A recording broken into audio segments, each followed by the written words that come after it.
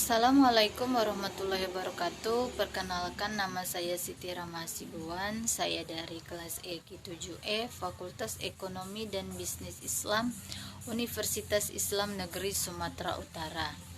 Pembahasan kali ini saya akan menjelaskan tentang pasar barang dan jasa. Membahas mengenai pasar barang dan jasa, yaitu mengenai pasar agregat.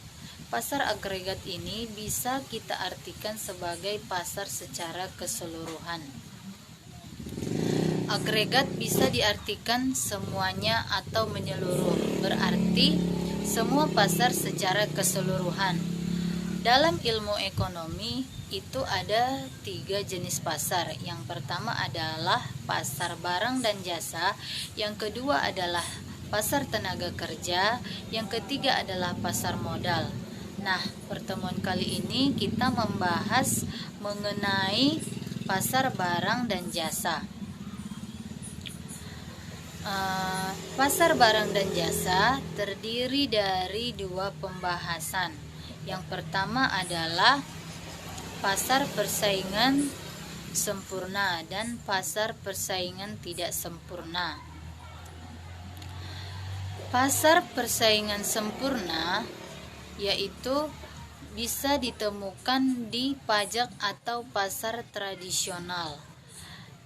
Dan apa itu yang dimaksud dengan pasar persaingan sempurna?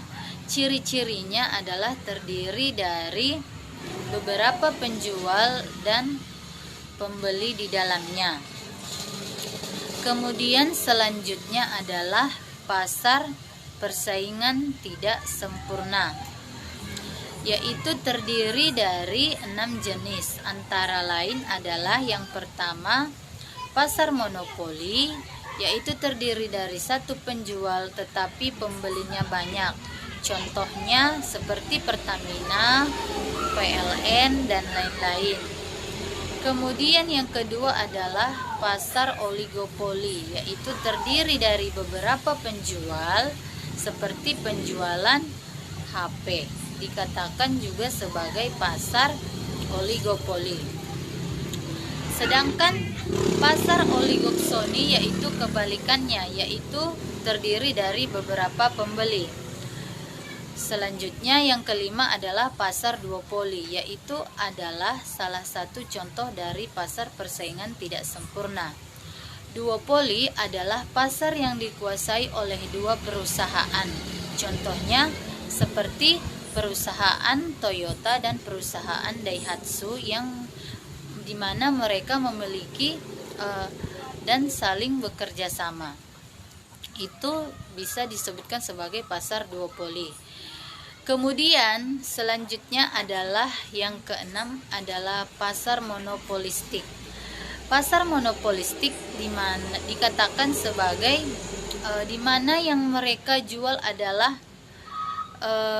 beberapa dengan pasar persaingan sempurna, yang dijual seperti barang-barang pokok atau barang-barang wajib yang dibutuhkan oleh manusia, tetapi juga membutuhkan persaingan dan mereka tetap bersaing. Adapun contoh produk internasional ekspor atau impor dari pasar monopolistik antara lain adalah pasar monopolistik, atau kadang juga disebut sebagai pasar persaingan monopolistik, adalah salah satu bentuk pasar di mana terdapat banyak produsen yang menghasilkan barang serupa tetapi memiliki perbedaan dalam beberapa aspek. Misalnya pasar sepeda motor di Indonesia. Kemudian contoh lain seperti sepatu olahraga, yang dimana mereka memproduksi sepatu olahraga yang sama, namun masing-masing merek memiliki desain, keunikan, serta keunggulan yang berbeda-beda. Konsumen pada akhirnya akan memilih produk sesuai dengan preferensinya. Dan kemudian contoh yang ketiga adalah seperti penjualan sikat gigi, sabun, sampo, pasta gigi, dan lain-lain. Pasar monopolistik dapat disebut sebagai pasar persaingan monopolistik yang merupakan salah satu bentuk pada pasar persaingan tidak sempurna.